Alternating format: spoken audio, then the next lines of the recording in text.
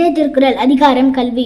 குறள் ஒருமைக்கண் தான் கற்ற கல்வி ஒருவர்க்கு எழுமையும் மேமா புடைத்து. பொருள் ஒருவனுக்கு ஒரு பிறப்பில் கற்ற கல்வி அறிவு மேலும் வரும் பிறப்புகளிலும் சென்று உதவும். நன்றி.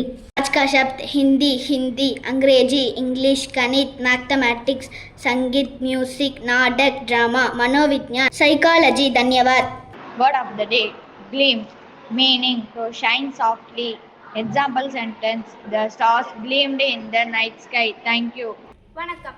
இன்றைய பகவத்கீதை பொன்மொழி அத்தியாயம் 9 ஸ்லோகம் 15. அறிவை விருத்தி செய்வதில் ஈடுபட்டிருக்கும் பிறர் முழுமுதற் கடவுளை தன்னிகரற்றவராயும் பலரில் வேறுபடுவராயும் விஸ்வரூபத்தில் வழிபடுகின்றனர். நன்றி. வணக்கம். இன்றைய முக்கிய செய்திகள் வாசிப்பது SRTDS மெட்ரிகுலேஷன் பள்ளி மாணவி என் புனிதவதி. 13/4/2026 இன்று தாவர பாராட்டு தினமாக சர்வதேச அளவில் கொண்டாடப்படுகிறது. சுற்றுச்சூழல் அமைப்பில் தாவரங்களின் முக்கியத்துவம், அவற்றின் பன்முகத்தன்மை மற்றும் மனித வாழ்விற்கு அவை அளிக்கும் நன்மைகளை அங்கீகரிக்கும் நாளாக இந்நாள் அமைகிறது.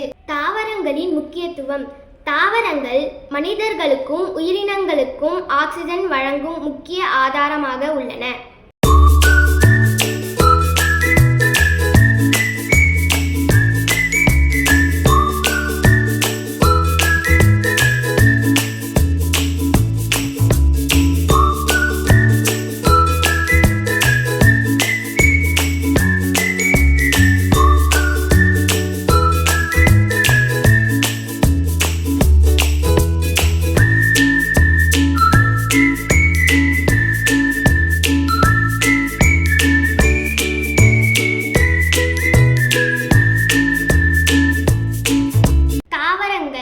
காற்றில் உள்ள மாசுகளை நீக்கி காற்றை சுத்தப்படுத்தும் தன்மை கொண்டவை.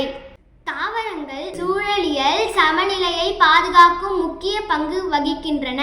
தாவரங்கள் மனிதர்களின் தேவைகளான உணவு, மருந்து, மரப்பொருள் போன்றவற்றின் அடிப்படை ஆதாரமாக உள்ளன.